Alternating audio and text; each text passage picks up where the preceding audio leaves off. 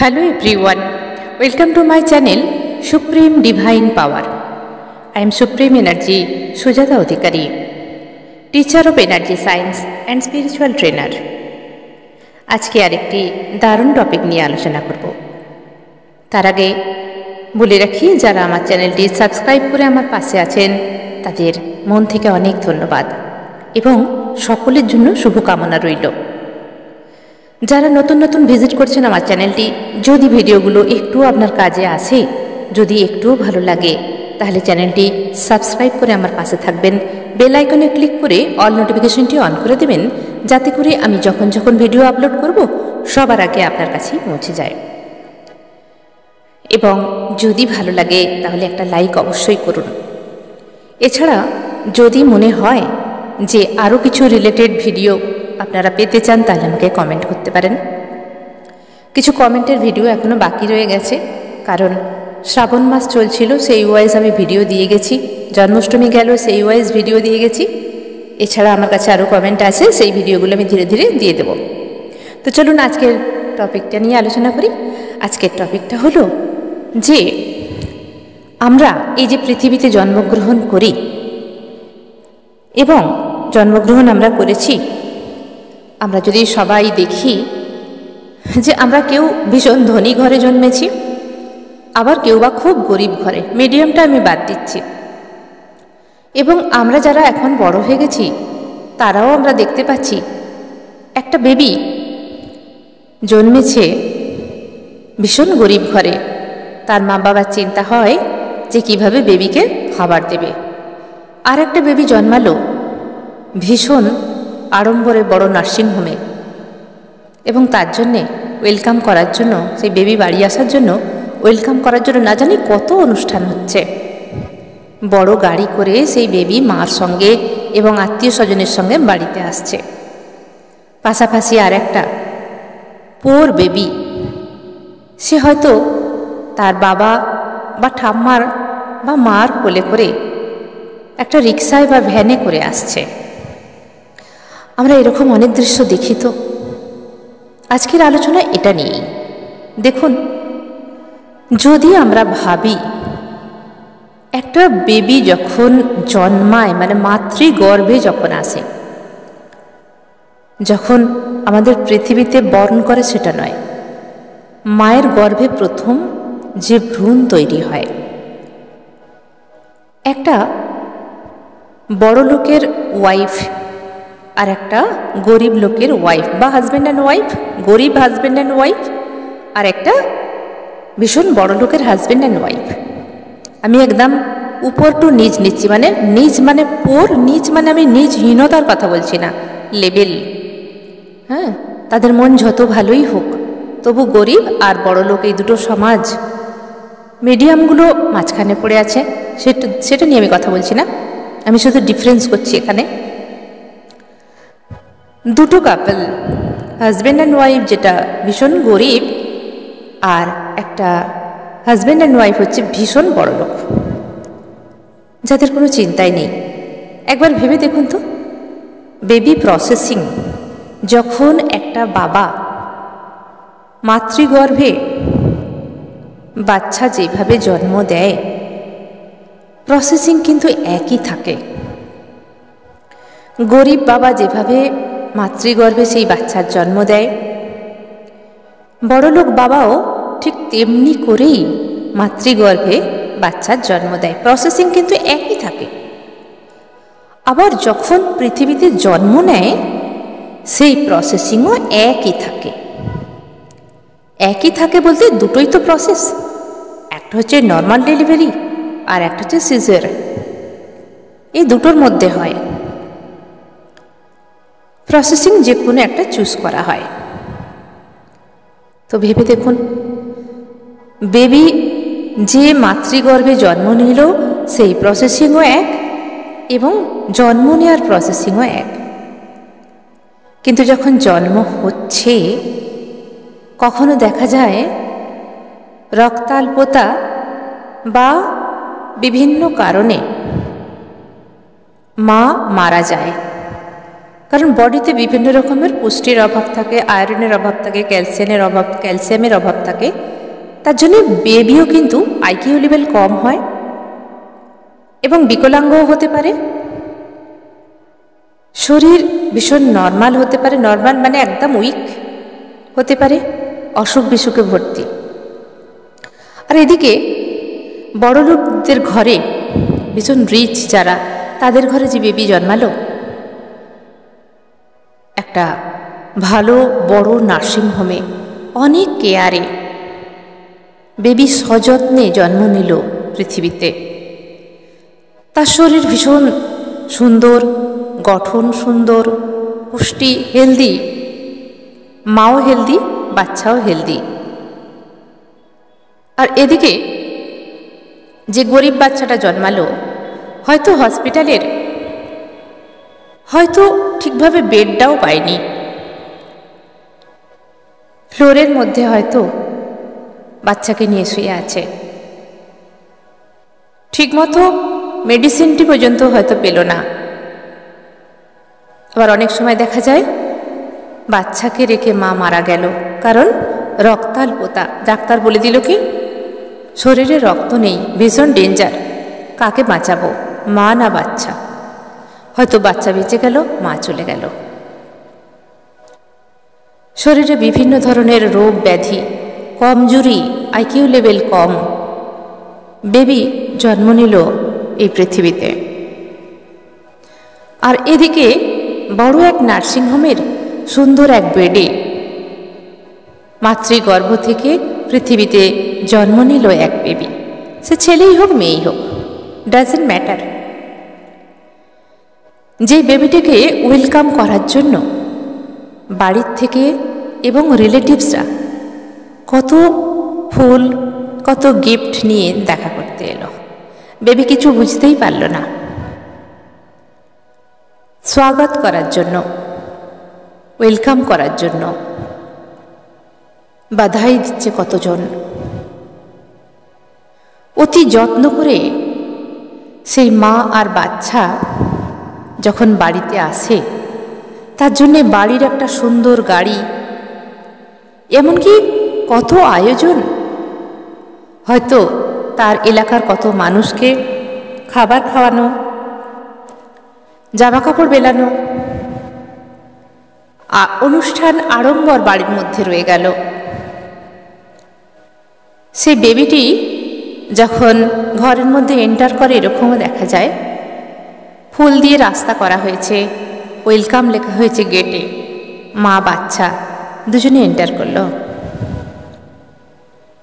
কিন্তু গরিব বাচ্চাটাকে কেউ ওয়েলকামও করল না। মা কষ্ট করে কোলে নিয়ে হয়তো তার বাবার সঙ্গে বাড়িতে এলো, তার সেই ছোট্ট কুঁড়ে ঘরে।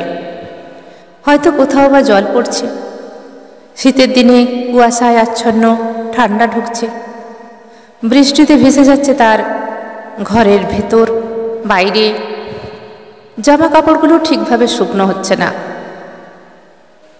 কারণ বেবি যখন ছোট থাকে তখন অনেক অনেক টাওয়েল বা কাপড়ের দরকার হয়, কারণ ঘন ঘন শুশু করে, পটি করে, তাদের ওয়াশ করাতে হয়, সেগুলো শুকনো করার পর্যন্ত জায়গা নেই। এবং সেই সময় মা যে বাচ্চাকে দুধ খাওয়াবে, ব্রেস্ট মিল্ক ফিড করাবে, মার শরীরে খাবারটি পর্যন্ত ভালো করে যায় না। মার সেইভাবে দুধটুকুও হয় না বাচ্চা খাবে বলে। এরকমও হয় মাকে কাজ করতে চলে যেতে হয়, বাচ্চা কাঁদতে কাঁদতে কখন হয়তো ঘুমিয়ে পড়ে। আর এদিকে যে বড় লোকের বাড়িতে যে সন্তানটা জন্মগ্রহণ করলো, তার জন্য টাওয়ালগুলো আসে বড় বড় দোকান থেকে, ডেটল দিয়ে, ভালো ডিটারজেন্ট দিয়ে ধুয়ে পরিষ্কার করে, হাইজিনিক করে সুন্দর একটা জায়গায় সেগুলোকে শুকনো করা হয়, হিট চেম্বারে দরকার হয় শুকনো করা হয়। বেবির জন্য আসে বিভিন্ন রকমের সুগন্ধি তেল, ক্রিম, শোবার সুন্দর গদি, ঘরের মধ্যে সুন্দর সুব্যবস্থা থাকে। মার জন্য আসে বিভিন্ন রকমের হেলদি ফুড, দুধ থাকে, বিভিন্ন প্রোটিন জাতীয় খাবার থাকে। এবং ডাক্তারের চেক আপ তো থাকেই। এদিকে যে গরিব ঘরের বাচ্চাটি, মার হয়তো একবেলা ঠিক করে দুটো ভাতও জোটে না। বাচ্চাটাকে হয়তো মাতৃদুগ্ধ না পেয়ে হয়তো মার্কেটের কোনো কম দামি দুধ পান করান তার মা।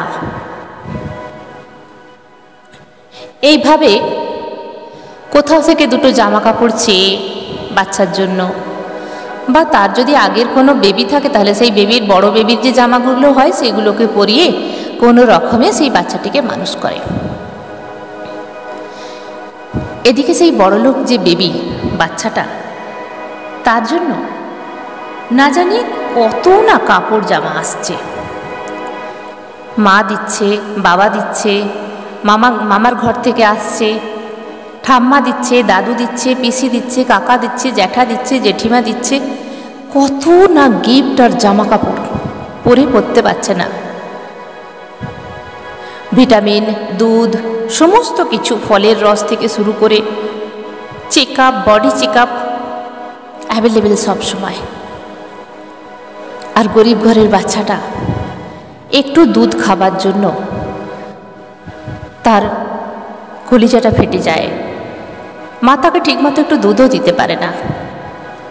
এছাড়াও মা কমজোরি হওয়ার জন্য প্রেগনেন্সির টাইমে ভালো করে ঠিকমতো ফুড পায়নি বলে বাচ্চাটাও কমজোরি হয়েছে। তার জন্যে সবসময় অসুখ বিসুখ লেগেই থাকে, কখনো পটি, কখনো সর্দি, কাশি, জ্বর লেগেই থাকে। এমনকি মা যখন প্রেগনেন্সিতে ছিল, বাচ্চা যখন মাতৃগর্ভে ছিল, মা যে সেই চিন্তাগুলো করেছিল, কি খাওয়াবো, কিভাবে আমি বাচ্চাকে জন্ম দেব। আর বেবি যখন পেটের মধ্যে থাকে তখন বডির অনেক রকম ফাংশন ডিফারেন্স টাইপের হয়। মা খুব চিন্তা করত, তার মনে চিন্তা থাকবেই, অভাবের সংসার, কিভাবে জন্ম দেব। শরীরের নিজের কমজোরি বুঝতে পারত, বলতে পারত না, কারণ অর্থের বল নেই। হাজব্যান্ডকে কি করে বলবে? সে বুঝতে পারত বাচ্চাটা যে জন্মাবে হয়তো সেও কমজোরি হবে। দুঃখ, দারিদ্রতা চিন্তা করতে করতে সেই সমস্ত থটস বাচ্চাও কিন্তু স্যাক করে পেটের মধ্যে। গরিবী আনা সেই বাচ্চা পেটের ভেতর থেকেই বুঝতে পারে যে আমি অনেক দুর্বল, অনেক উইক। সিমিলারলি বড়লোকের ঘরে যে বাচ্চাটা, সেটি খুব তাড়াতাড়ি বেড়ে উঠছে, ফুটফুটে, চনমনে, সুস্থ সবল, যেটা স্বাভাবিক হয়। কোনো অ্যাক্সিডেন্টের কেস আমি এখানে বলছি না, যেটা আমি সাধারণভাবে আমি এখানে ডিফারেন্স করার চেষ্টা করছি। তো এই বাচ্চাটা ধীরে ধীরে খুব তাড়াতাড়ি গ্রোথ নেয়, খুব তাড়াতাড়ি বসতে শেখে, কথা বলতে পারে, হাঁটতে পারে, চলতে পারে। খুব ছোটবেলা থেকেই তার মধ্যে সেই ট্রেনিং চলতে থাকে।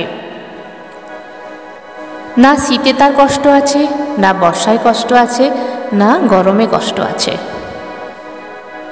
কিন্তু এই বাচ্চাটার শীতেও কষ্ট, গরমেও কষ্ট, বর্ষাতেও কষ্ট, এভরি সিজনে তার কষ্ট। কারণ তার মা বাবার সেই আর্থিক সাহায্যটুকু নেই। ধীরে ধীরে যখন বড় হলো তখন দেখা গেল ওই বাচ্চাটা, গরিব বাচ্চাটা, একটা থালা হাতে নিয়ে বেরিয়ে পড়ে দুটো খাবারের জন্যে।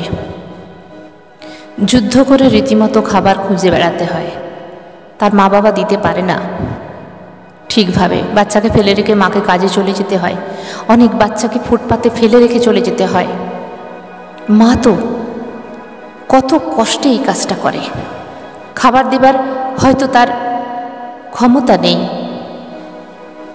তাই কাউকে দিয়ে দেয়। অনেক সময় দেখা যায়, বেশিরভাগ ক্ষেত্রে নয় কিন্তু কখনো দেখা যায়, কারণ একটা মা তার যতই বাচ্চা হোক, মা কখনো বাচ্চাকে কোথাও ফেলতেও পারে না, ডোনেটও করতে পারে না। কিন্তু যখন অনেক কষ্ট আসে, যখন সেই বাচ্চাকে খেতে দিতে পারে না, তখন ছেড়ে দেয় হাল। হয় কাউকে দিয়ে দেয়, না হলে ফেলে রেখে চলে যায়। কিছুই করার থাকে না, কোনো মা চায় না এরকম। এদিকে ধীরে ধীরে এই বড় লোকের ঘরের যে বাচ্চাটা, সেটা ধীরে ধীরে বড় হয়, ভালো স্কুলে পড়াশোনা করে, ভালো কালচার, ভালো এডুকেশান, সব কিছু ভালো পায়। আমার প্রশ্ন হলো এখানেই, দুটো বেবি সেমভাবে জন্ম নিল, প্রসেসিং কিন্তু একজন হাজব্যান্ড ওয়াইফ যেভাবে বাচ্চার জন্ম দিয়ে থাকেন, তার কোনো জাতিভেদ নেই। কি হিন্দু, কি মুসলিম, কি খ্রিস্টান, কি যে কোনো জাত, গরিব বড়লোকের কোনো ভেদাভেদ নেই।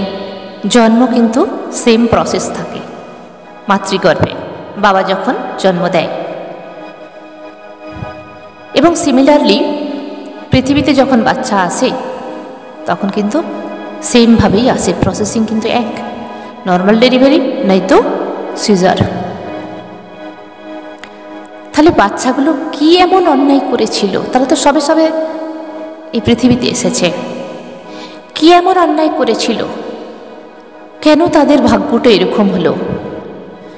একজন না চাইতেই আনলিমিটেড জিনিস পেয়ে গেল, যার কাছে জামা কাপড় না জানি কত আছে, তার কোনো অভাব নেই, না টাওয়াল, না প্যাম্পার্স, কিছুর অভাব নেই। খাবার দাবার, ট্রিটমেন্ট, চেক আপ যেটাকে বলছি আমরা, ডক্টর চেক আপ, মাতৃদুগ্ধ, ফলের রস, ভিটামিন, ডাক্তারি চেক আপ, আনন্দ, সবাই খুশিতে মাতিয়ে রেখেছে। সিমিলারলি গরিব বাচ্চাটার মধ্যে একটু দুধ জোটানো মুশকিল হয়ে যাচ্ছে।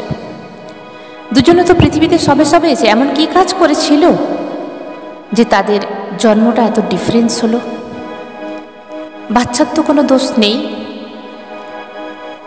আর মা বাবারও তো কোনো দোষ নেই, তারা প্রসেসিং মা বাবার দোষটা হচ্ছে তারা গরিব আর একজনরা হচ্ছে বড় লোক। এটা কোনো দোষ নয়, এটাই আমাদের ব্রেন ক্যাপাসিটি। সেই জন্যে দেখা যায় একটা গরিব ঘরের বাচ্চাটার সারা জীবন গরিব থাকে, সেই স্বপ্নটাই দেখে, কারণ তার কাছে ওইটুকু লিমিটেশন যে তার বাবা যদি ভ্যান চালক হয়। আমি এখানে কাউকে ছোট করছি না, মনে রাখবেন, আমাদের সমাজে কিন্তু পয়সাটা ভীষণ দরকার, অনেস্টলিভাবে, পজিটিভলিভাবে। পয়সা ছাড়া আমরা বাচ্চাকে এডুকেশন দিতে পারবো না, খাবার দিতে পারবো না, জামা কাপড় পরতে পারবো না, বৃদ্ধ বাবা মার সেবা করতে পারবো না, নিজেরা ঠিকভাবে বাঁচতে পারবো না এই সমাজে। অর্থ হলো পজিটিভ এনার্জি। কিন্তু যিনি ভ্যান চালান তাকেও আমি ছোট করছি না, কিন্তু তাদের সোচ, চিন্তাধারা, আইকিউ লেভেল একটা সীমিত লেভেলের মধ্যে থাকে, এবং তার বাচ্চাটা সেটা দেখেই বড় হয়। সেই জন্য একটা ডক্টরের ছেলে ডক্টরই হয়, বিজনেসম্যানের ছেলে বিজনেসম্যান হয়। খুব কম দেখা যায় একজন রিক্সা চালকের ছেলে বড় অফিসার হয়েছে, খুব কম। এগুলো আমরা গল্পে শুনি, বা খুব কম দেখা যায় যারা খুব মেহনত করে। আর এটাও কিন্তু বলবো কেন হয়। আবারও বলছি, এখানে আমি কাউকে ছোট করছি না, মানুষ আমরা সবাই, তার সবার ভিতরেই আত্মা আছে, আর আত্মাই হলো ভগবান। আমি শুধু এখানে ডিফারেন্সটা করার চেষ্টা করছি কেন হয়, যাতে করে আমাদের সবার চিন্তা করা উচিত।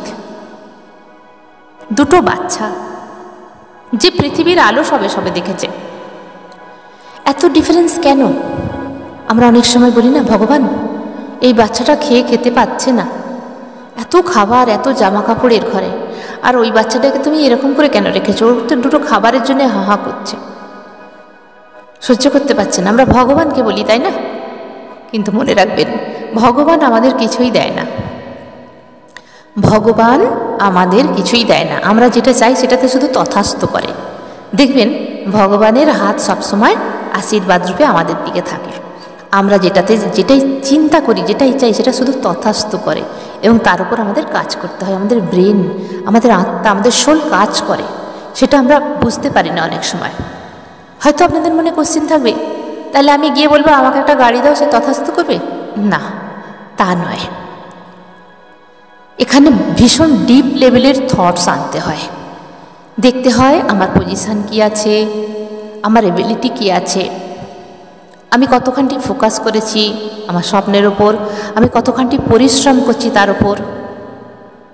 শুধু কিছুই করব না আর ঈশ্বরের কাছে গিয়ে বলবো আমাকে একটা বড় বাংলো দিয়ে দাও, তথাস্থ করে দেবে, না। একটা বিশাল সায়েন্স, এনার্জি সায়েন্স যারা শিখেছেন তারা জানেন একটা বিশাল সায়েন্স, এসে বুঝতে গেলে সত্যি মানে ভীষণ মজাদার যদি ঠিকভাবে বোঝা যায়। তো ঠিক আছে, এখন যে কথাটা বলছি, দুটো বাচ্চার মধ্যে এত ডিফারেন্স কেন এলো? কারণ এটাই হলো প্রারব্ধ কর্ম, আগের কর্মফল। অনেকে হয়তো আপনারা বিশ্বাস করেন, অনেকে বিশ্বাস করেন না যে কর্মফল কি আছে, আগের জন্মের কর্মফল কোথায় আছে, কেন আছে, কিভাবে আছে, কেন বিশ্বাস করব? অনেকের মনেই এই ডাউটটা আছে। কিন্তু দেখুন তো দুটো বাচ্চার মধ্যে, সেই জন্য তো আমি এত ভেঙে আমি ডিফারেন্সটা বোঝাবার চেষ্টা করছি। দুটো বাচ্চার জন্ম হলো সেম প্রসেসে, দুটো বাচ্চার মধ্যে এত ডিফারেন্স এলো কেন? আবার দেখুন অনেক সময় বাচ্চা জন্ম হওয়ার পর তার মা মারা যাচ্ছে, মাতৃদুগ্ধ পেল না, মাতৃস্নেহ পেল না। হয়তো কেউ আছে বাড়িতে মানুষ করে দেবার, কিন্তু মার সঙ্গে বাচ্চা যে একটা কানেক্টেড, এটা আর অন্য কারোর সঙ্গে কখনোই মিলবে না, একদম না। একটা মা তার বাচ্চাকে, মা যতই কমজোরি হোক, যতই রোগা হোক, তার বাচ্চাকে যেভাবে আগলে রাখবে অন্য কেউ যত ভালোবাসাই দিক সম্ভব নয়। মা আর বাচ্চার কানেকশানটাই হলো আলাদা। তারপরে দেখুন একটা বাচ্চা জন্ম হওয়ার পর অনেক মারা তাকে ফেলে দিয়ে চলে যাচ্ছে, কুমারী মা হচ্ছে, কেউ কেউ অন্য কারণে মা হচ্ছে, ফেলে দিয়ে চলে যাচ্ছে। তো আমরা তো অনেকবার আমরা দেখেছি, অনেক খবর দেখেছি, পলিথিনের ভেতরে করে মুড়ে ফেলে দিয়ে যাচ্ছে, কাপড় জামা পেঁচিয়ে ফেলে দিয়ে যাচ্ছে, কুকুরে আগলে রেখেছে, এরকমও আমরা দেখেছি। বাচ্চাটার কি দোষ ছিল? আবার অনেক সময় দেখা যায় বাচ্চাটা জন্মের পর পর ব্রেন ক্যান্সার, ব্রেন টিউমার। বাচ্চাটা তো সবে সবে পৃথিবীতে এলো, তাহলে কেন হলো তার সঙ্গে এটা? অনেক সময় প্যারালাইজড বাচ্চা জন্ম হয়, প্যারালাইজড বেবি, বিকলাঙ্গ। আবার অনেক সময় দেখা যায় কারোর চোখ কানা, কারোর পা নেই, কারোর পা খোড়া, কারোর হাত নেই। তাহলে কেন হলো এটা? এরও একটা সায়েন্টিফিক্যালি রিজন আছে, কিন্তু তবুও কর্মের ফল তো বাচ্চাটাই তো পাবে। যে বাচ্চাটা সবে সবে বড় হচ্ছে, পৃথিবীর আলো সবে সবে দেখেছে, সে তো মা বাবার কাছে সুন্দরভাবে থাকবে, দুটো খাবার পাবে, যত্ন পাবে, আদর পাবে, এই পৃথিবীর সমস্ত জিনিসকে চিন্তা শিখবে তার মা বাবার কাছে, তার পরিবারের কাছ থেকে। তা নয়, মা চলে গেল কাজ করতে, বাবা চলে গেল কাজ করতে, হয়তো বাড়িতে বড় কেউ আছে তার কাছে রেখে দিয়ে।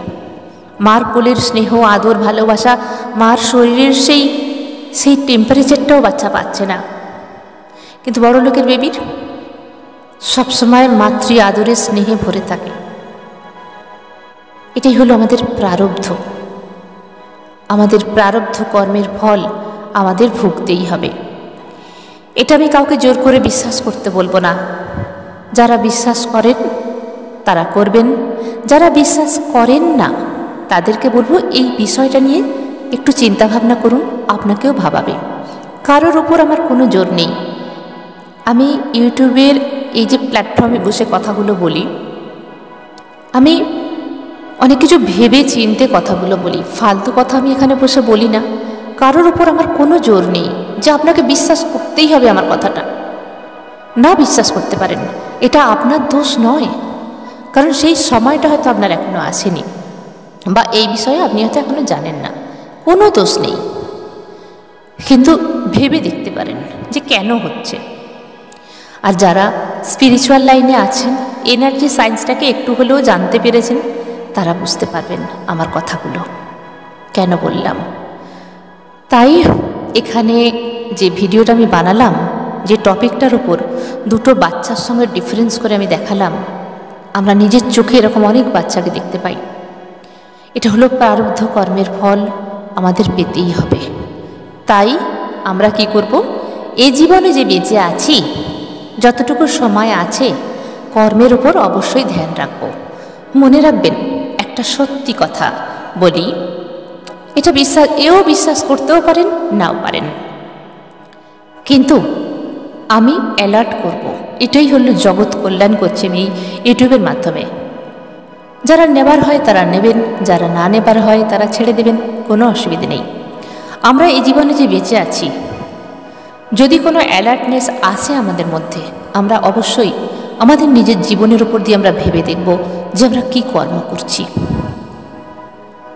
কোথাও কোনো এমন কর্ম করছি না তো? জানবেন, আমরা গুড কর্ম করি বা ব্যাড কর্ম করি, সব কর্মের ফল কিন্তু আমাদেরই নিতে হবে।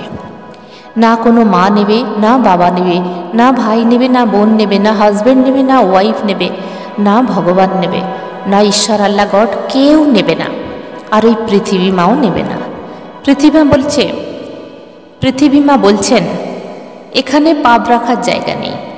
নেচার বলছে কেউ কারোর পাপ বা পূর্ণ ফল কেউ নেবে না। তোমার ভাগ্যের জিনিস তোমাকেই নিতে হবে। চাই সে তুমি ব্যাড কর্মা করো, ওই ব্যাগেজেস তোমাকেই বইতে হবে, চাই সে এ জীবনে এবং চাই অন্য জীবনে। এ জীবনে যদি আমাদের আয়ু ঠিকঠাক থাকে, তাহলে যদি সময় থাকে, কারণ প্রারব্ধ কর্ম তো আমাদের ভোগ করতে হচ্ছে, ফের এ জীবনে যে কর্মটা করছি, এই প্রেজেন্ট লাইফের কর্মটা যদি আমাদের আয়ু ঠিকঠাক থাকে, তাহলে আমরা এই জীবনেই পেয়ে যাই। অনেক সময় হয় আমরা পাস্ট লাইফ থেকে প্রারব্ধ কর্ম নিয়ে আসি, সেইটা ভুগতে ভুগতেই আমাদের সারা লাইফ চলে যায়, এতটাই ব্যাগেজেস থাকে।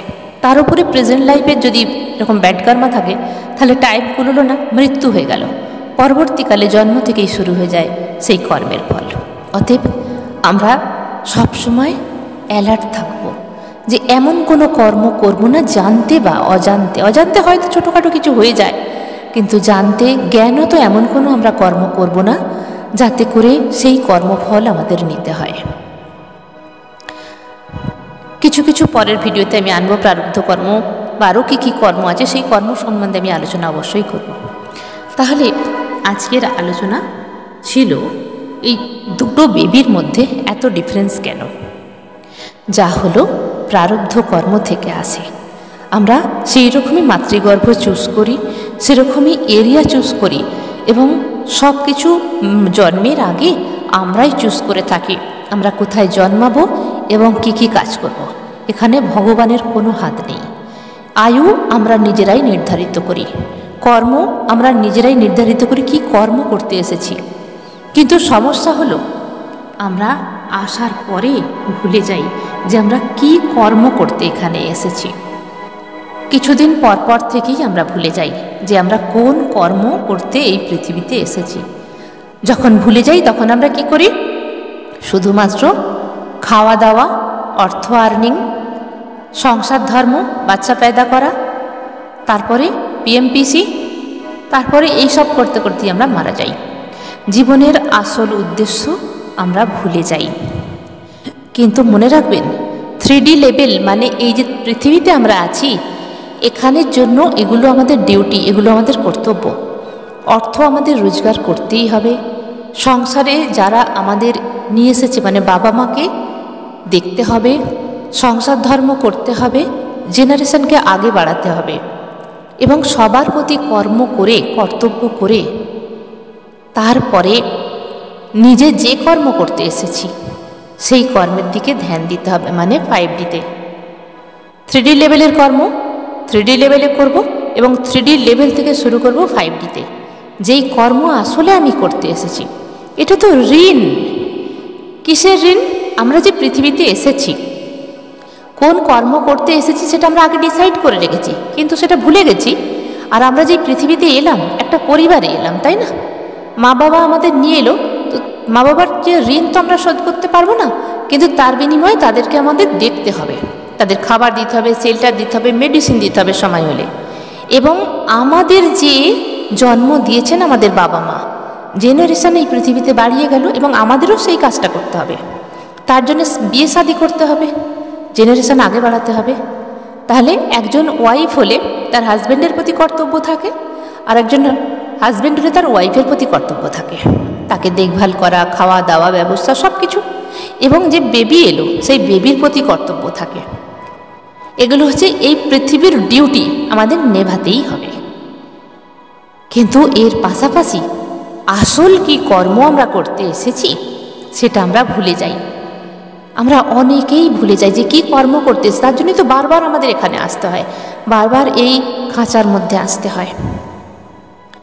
তাই তো আমাদের জীবনে এত প্রারব্ধ কর্ম, এত কর্ম ক্রিয়েট আমরা করে ফেলছি। আসল উদ্দেশ্যটাকেই আমরা ভুলে যাই। এইভাবে সময় কাটিয়ে আমরা আবার মারা যাই এবং ফের জন্ম নিই। আর উপর থেকে ইউনিভার্স বা ভগবান ঈশ্বর আল্লাহ গড বলেন, ফের তুমি যাও, যে কাজ করতে গিয়েছিলে যখন করনি তাকে আবার ডবল করে তোমাকে আরও কাজ বেড়ে যায়, তাই না?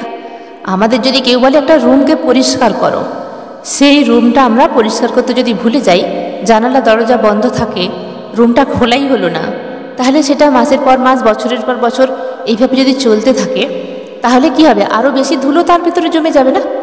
কিন্তু যখন বলা হয়েছিল পরিষ্কার করতে, তখন করলে হয়তো কম টাইম লাগতো। আর যখন আমরা ইগনোর করলাম, তখন কি হলো? এই ঘরের মধ্যে যে ধুলো জমে গেল, যে কি বলে মাকড়সার যে ওয়েবগুলো হয়, সেইগুলো আরও বেশি করে সময় দিতে হবে পরিষ্কার করতে। ঠিক তেমনি আমাদের যে কর্ম আমরা করতে এলাম সেটা ভুলে গেলাম, নেক্সট লাইফে এসে আমাদের আরও বেশি করে কষ্ট করে করতে হবে। তো অতএব বি কেয়ারফুল। আমরা সব সময় চিন্তা করব যে আমরা কি করতে এলাম, কি করতে এসেছি, ঠিক কি করছি। তার জন্য নিজের মনকে কোশ্চেন করুন। আপনার ভেতরে আছে সেই অ্যান্সার, আপনার ভেতরেই আছে সেই ঈশ্বর। তাকে জাগৃত করুন, তার সঙ্গে কথা বলুন। পৃথিবীর ডিউটি নেভানো হয়ে গেলে 3 থেকে 5 লেভেলে যেতে হবে এবং সেখানেই আছে আপনার অ্যান্সার। জগৎ কল্যাণের জন্য প্রত্যেকটা মানুষকে আসতে হয়, কিন্তু ওয়ে বিভিন্ন ধরনের আছে, একই ওয়ে সবার জন্য নয়। তাহলে আজকের ভিডিও এখানেই শেষ করলাম। আজকে আমি বোঝাতে চাইলাম যে আমাদের প্রারব্ধ কর্ম বলে কিছু আছে, যার জন্য আমরা এই কর্মফল ভোগ করি। আরও কর্মফল বিভিন্ন ধরনের আছে, আমি শুধু দুটো বেবির সম্পর্কে আমি এখানে বললাম। তাহলে চলুন আজকের ভিডিও এখানেই শেষ করলাম। সবাই ভালো থাকবেন, দারুণ থাকবেন, আনন্দ থাকবেন। ধন্যবাদ।